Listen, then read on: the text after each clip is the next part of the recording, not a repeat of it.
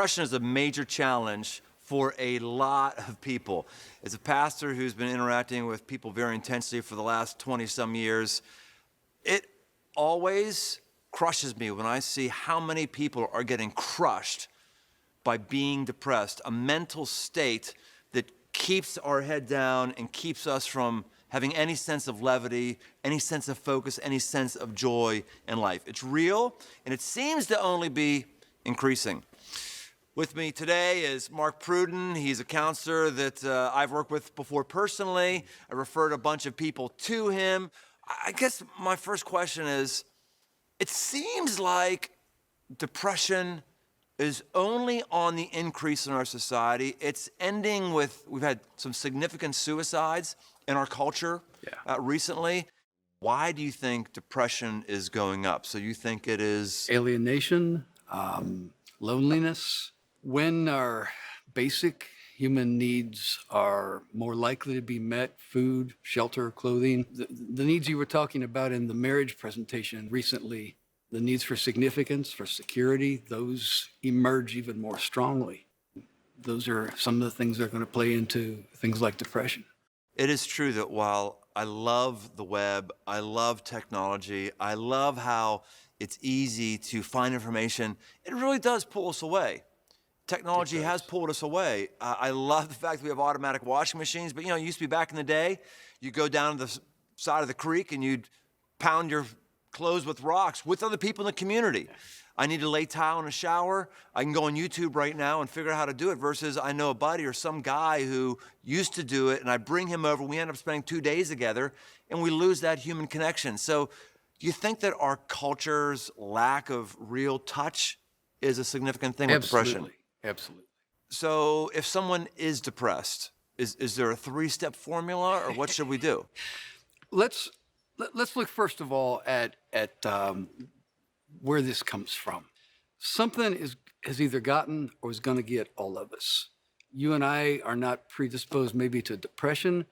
You and I each have very significant spine issues. I mean, we deal with that stuff a lot. You've talked about that. Dealing with it right now. Likewise. And we have to manage that continuously.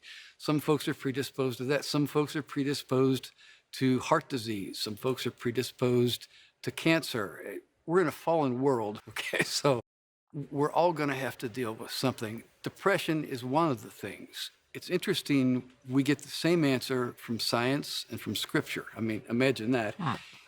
The only verse in the Bible that I'm aware of that tells us anything about Jesus from the time he ditched his parents at the temple when he was 12 to the time he started his public ministry, around 30, is Luke 2:52. It's interesting to me that this verse is in the gospel that was written by a physician. And Jesus grew in wisdom and stature and in favor with God and men. 4 different ways he grew and developed. Wisdom, mentally, psychologically; stature, physically, biologically; favor with God, spiritually; favor with men, relationally.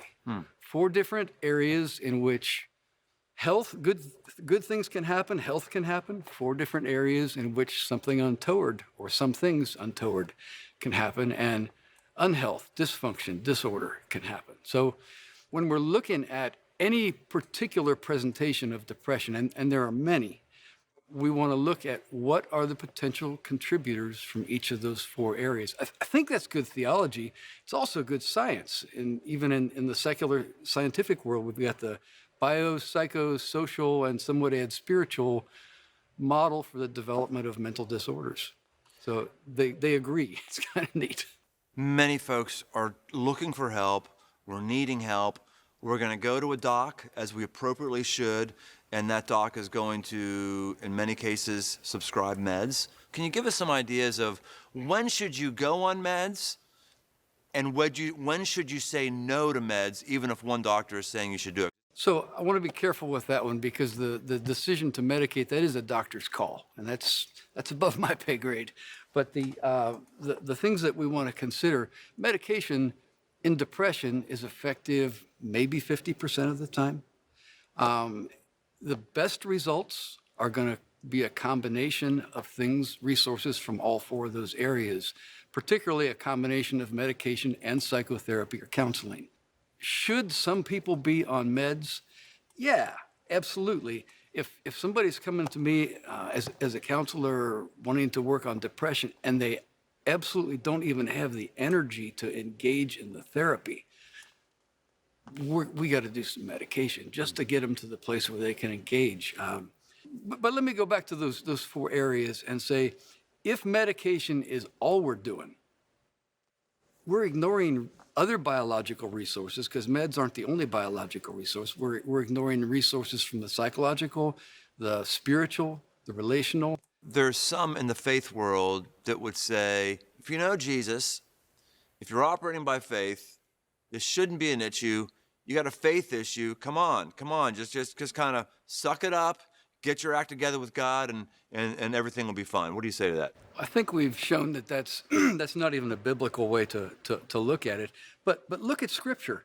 Some of the best good guys throughout Scripture struggled with depression. Certainly King David, Naomi in the book of Ruth was depressed. You see her coming back into her people, and that's her whole presentation. Elijah, sure. He goes and he has a major victory, and you think he'd be on the top of the world, and all of a sudden he crashes and he retreats to a cave and is by himself. Job, Jeremiah, my goodness. You look at the depressions throughout those. Probably Moses when he escapes and he goes into Midian and he's by himself, yeah. Yeah, well, and there's the relationship piece again, too. Yeah, sure. Right. So if I'm feeling this way, I shouldn't start beating myself up that God has abandoned me or that I'm not good enough anymore. That I shouldn't beat myself up that God's not abandoning me, I'm not good enough if I've got my back issue. Exactly. Same deal. One's in the mental and emotional world, one's in the skeletal world. People will do that. God must have forsaken me. God must be punishing me. We look at major depressive disorder. That's an illness. And it's an illness that's worth treating. What should I do or the average friend or family member do for someone close to them who's in depression? Should we talk about it? Should we just try to cheer them up and be happy, clapping around them? Should we avoid it because they don't want to think about it? I mean, give us some tips. Certainly we want to talk about it. We don't want to avoid it. It's not going to help it's going to help just as little to avoid it as it is to try to pull, come on, let's go cheer up. That's not going to help either. Very patient, caring, connection, empathy. Chuck Mingo preached a message on empathy not too long ago. Listening, careful listening, walking along. Walking alongside, supporting, encouraging the person to get some professional help with the depression. Maybe even going to that first appointment with them if they're open to that and if you're open to that. Well, that's good, man. That's it. Thank you so much for spending time with us, pouring some of your wisdom into us. Very, very helpful as we all engage with this in one way, shape, or form. Thank you. My privilege. All right, brother.